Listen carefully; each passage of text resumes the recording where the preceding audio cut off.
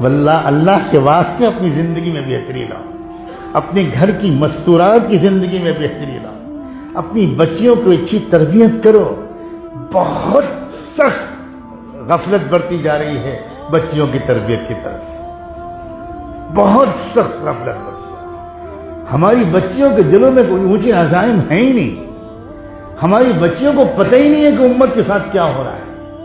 ہماری بچیوں کے ہاتھوں میں موبائل ہیں، اسکول اور کالج کا ماحول ہے، ناپاک تمنائیں ہیں، غلط صحبتیں ہیں۔ کہاں ڈال دیا ہم نے اپنی بچیوں کو؟ کیا کر دیا؟ میں جس خطے کا نام لے رہا ہوں، جس خطے کے بارے میں اللہ کے رسول نے وہ بلند کلمات فرمائے، میں بچیوں کے حالات سناؤں گا؟ میں جس زمانے میں مدینہ منورہ میں پڑھتا تھا، اسی زمانے کی بات ہے یا اس کے کچھ دن کے بعد جب عمرے کے لیے گیا ہوا تھا شاید، تب کی بات ہے، یاد نہیں آ رہا مجھے، تھوڑا تشابہ ہو گیا کہ میں روضہ اطہر کے پاس بیٹھا ہوا تھا قدمین شریفین کی طرف، تو ایک شخص آیا، اس نے مجھے میرا نام لے کر پکارا، تو میں نے سر اٹھا کر دیکھا، میرا پرانا ساتھی تھا جو مدینے میں ہم لوگ ساتھ پڑھتے تھے۔ ایک سال کے وقفے کے بعد ملاقات ہوئی، بس لپٹ گئے ہم لوگ۔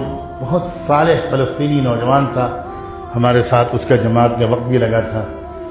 تو اس نے کہا کہ میں تو دعا مانگتا ہوا آ رہا تھا، مجھے کسی نے بتایا تھا کہ تم آئے ہوئے ہو، دعا مانگتا ہوا آ رہا تھا کہ کہیں ملاقات ہو جائے، اللہ مجھے ایک بہت ضروری بات کرنی ہے اور ابھی کرنی ہے۔ تو میں نے کہا بہت اچھا، تو میں قدمین شریفین کی طرف سے اٹھ کر پیچھے کی طرف آ گیا مسجد نبوی ہی میں کہ بولو کیا بات ہے۔ تو اس نے مجھے ایک لفافہ دیا، کہا ذرا خط پڑھ لو۔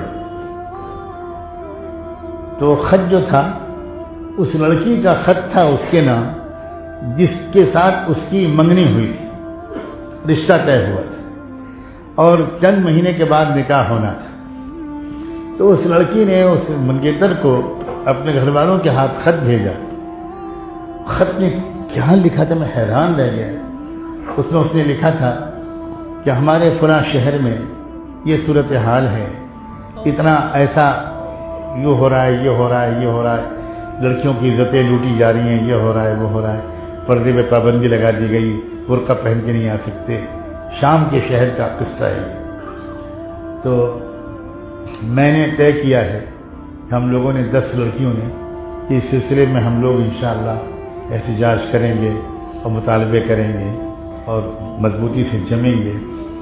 تو جو حکومت کا اس وقت رویہ چل رہا ہے اس میں ہو سکتا ہے کہ وہ گولی چلا دیں، اور اس سے پہلے ایسا ہو بھی چکا ہے، پچھلے مہینے یا فلاں مہینے میں 3 لڑکیاں شہید ہو چکی ہیں۔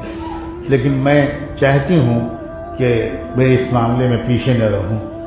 تو میں نے خواب بھی دیکھا ہے کہ بی بی فاطمہ مجھے جنت میں دلہن بنا رہی ہیں، تو مجھے ایسا لگ رہا ہے کہ شاید میری قسمت میں شہادت ہے، لیکن چونکہ میرا رشتہ تم سے ہو چکا ہے، میں تمہاری امانت بن چکی ہوں، اس لیے میں یہ چاہتی ہوں کہ تم مجھے دل سے اجازت دے دو۔ اگر اجازت دے دو گے تو میں بے وفائی نہیں کروں گی، اور اللہ سے دعا مانگوں گی کہ اللہ تعالیٰ اگر مجھے اس لائق سمجھے تو جنت میں بھی تمہاری بیوی بنا کر مجھے رکھ دے۔ میں تم سے اجازت مانگنا چاہتی ہوں۔ میری چیخ نکل گئی۔ ایک نوجوان بچی کی یہ تمنا ہے، یہ آزاد ہے، یہ ارادہ ہے۔ تو اس لڑکے نے کہا کہ میں اصل میں عمرہ کرنے آئے اس لیے ہوں کہ اتنی پاک دامن لڑکی ہے، وہ حافظ قرآن ہے، میں اتنا خوش تھا کہ میرا رشتہ اس کے ساتھ ہوا۔ اب یہ خط آیا تو میں بے چین ہو گیا، اور میں نے یہی سوچا کہ میں مکہ مدینے جا کے دعا مانگوں اور یہ کہوں کہ اللہ مجھے رہبری کر دے کہ میں کیا جواب دوں۔ میں منع کرتے ہوئے ڈر رہا ہوں کہ کہیں میں گنہگار نہ ہوں، اجازت دینے کی بھی ہمت نہیں ہو رہی کہ میں کیا کروں، کہ اتنا اچھا رشتہ ہوا تھا اور یہ میں اس سے محروم ہو جاؤں گا۔ تو یہاں جب میں اترا، فلاں جگہ ٹھہرا، کسی نے بتایا تم آئے ہوئے ہو۔ میرا اور بہن کا بہت گہرا تعلق تھا، بہت صالح لڑکا تھا، ہم دونوں 2 سال ایک کمرے میں رہے، تو مل گئے تم۔ اب میں تم پر چھوڑتا ہوں، تم استخارہ کر کے جو جواب دو گے میں وہی جواب منظور کروں۔ میں صرف یہ بات آپ تک پہنچانا، میں یہ نہیں کہہ رہا ہوں کہ آپ ہم لوگوں کو یہ اسٹیج آ گیا، لیکن میں کہنا ہی چاہ رہا ہوں کہ ہمارے اندر کیا جذبات ہونے چاہیے، کیا تمنائیں ہونی چاہیے، کیا حوصلے ہونے چاہیے، کیا ہمارے ارمان ہونے چاہیے۔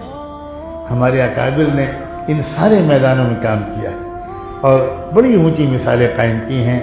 بس میں آخر میں صرف اتنا جملہ کہہ کر اپنی بات ختم کروں گا، صرف اتنی بات، اتنی مختصر سی بات، اللہ کے واسطے، اللہ کے واسطے میرا بس چلے تو میں تو آپ میں سے ایک ایک کے پاس الگ الگ پہنچوں، آپ کے گھر پہ پہنچوں، آپ کی دکان پہ پہنچوں، آپ کے دفتر میں پہنچوں اور فقیر کی طرح آپ سے یہ خوشامد کروں کہ اپنے اندر اور تبدیلی لائے۔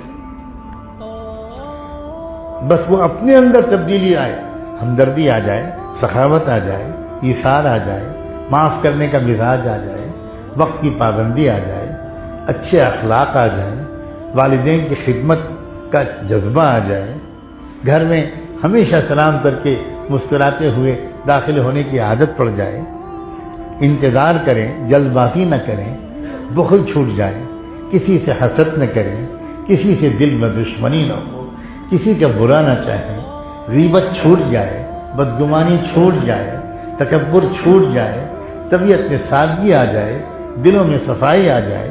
یہ تبدیلیاں ہیں، ان تبدیلیوں کو لانے کا ارادہ کیجیے، پکا ارادہ کیجیے، اللہ سے بھیک مانگیے، اللہ کے نیک بندوں کے پاس بھاگ بھاگ کر جائیے، کسی ایک اللہ کے نیک بندے کو اپنا رہبر اور نگراں ضرور بنا لیجیے اور اسی نگرانی میں یہ تبدیلیوں کا سفر شروع کیجیے اور پھر دیکھیے انفرادی تبدیلیاں بھی لائیے اور اجتماعی تبدیلیوں کی بھی کوشش کیجیے۔ دیے سے دیا جلتا ہے، چراغ سے چراغ روشن ہوتا ہے، خربوزے سے خربوزہ رنگ پکڑتا ہے، انشاءاللہ 1 سے 2، 2 سے 4 پورا معاشرہ بنے گا۔ میرے اندر احساس یہ ہے کہ آپ میں صلاحیت اور استعداد ہے، یاد دہانی کی ضرورت ہے، حوصلہ افزائی کی ضرورت ہے، بار بار ان چیزوں کی طرف متوجہ کرنے کی ضرورت ہے۔ اللہ تبارک و تعالی مجھے بھی توفیق عطا فرمائے، آپ سب کو بھی توفیق عطا فرمائے، ہماری اب تک کی کوتاہیوں کو معاف فرمائے۔ جو زمانے کے حالات ہیں ان کو سنجیدگی سے سمجھ کر اپنی انفرادی اور اجتماعی ذمہ داریوں کو ادا کرنے کی اللہ ہم سب کو توفیق دے۔ وآخر دعوانا ان الحمد للہ۔